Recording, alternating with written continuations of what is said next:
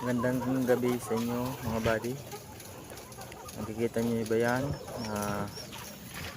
Nag-spray ako ngayon kasi madami nga mga langaw. Pero effective naman yung ini-spray kong pampatay sa mga langaw at saka insekto.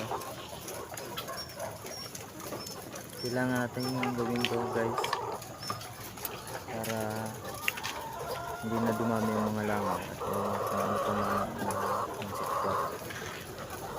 Kaya tayong lahat na nagmamangka, kailangan natin na